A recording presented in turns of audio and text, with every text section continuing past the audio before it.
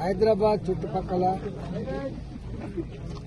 30 ఏళ్ల క్రితం 40 ఏళ్ల క్రితం చిన్న ఉద్యోగాలు చేసుకునే వాళ్ళు, చిన్న వ్యాపారం చేసుకునే వాళ్ళు ఆనాడు భూములు కొనుక్కొని ఇల్లు కట్టుకుంటున్న సందర్భంలో మళ్ళీ మాకు వేరే రిజిస్ట్రేషన్ ఉందని చెప్పి దొంగ డాక్యుమెంట్ సృష్టించుకొని పోలీసు వాళ్ళని మేనేజ్ చేసుకొని రెవెన్యూ అధికారులను మేనేజ్ చేసుకొని పేదలు కట్టుకునేటువంటి ఇళ్ల మీద దౌర్జన్యం చేస్తున్నారు. మొన్న ఆరుంధతి నగర్లో, బాలాజీ నగర్, జవహర్ నగర్లో ఇట్లే చేస్తే మేము పోయి వచ్చినాం.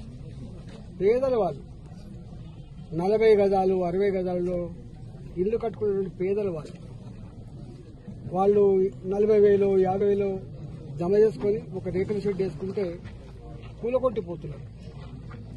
50,000 రూపాయల నుంచి 2 లక్షల రూపాయలు ఇస్తే తప్ప పేదలు ఆ రేకుల షెడ్ వేసుకునే పరిస్థితి లేదు. దాని మీద నేను రెవెన్యూ మంత్రి గారితో మాట్లాడినా, కలెక్టర్ గారితో మాట్లాడినా, సిపి గారితో కూడా మాట్లాడినా. నేను 6 నెలలు అవుతుంది భారతీయ జనతా పార్టీ ఎంపీకి ఇక్కడ గెలిచి.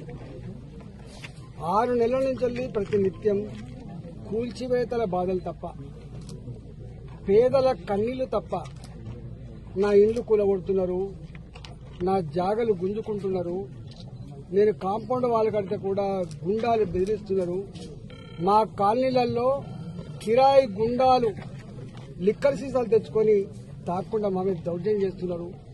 ఎటుపోతుంది సారు ఇది?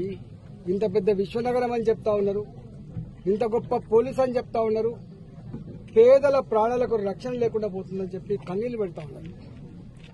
నిన్న నా దగ్గరికి ఏకశిలా నగర్ కాలనీ వాసులు వచ్చింది.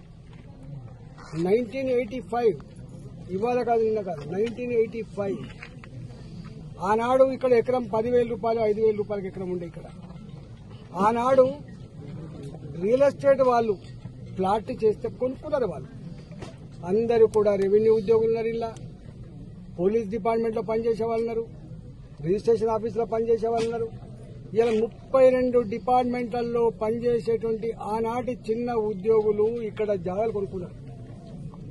ఇవాళ ఆ జాగాలు ఇక్కడ ఇల్లు కట్టుకుందామంటే ఆనాడు దొంగల భయం కాబట్టి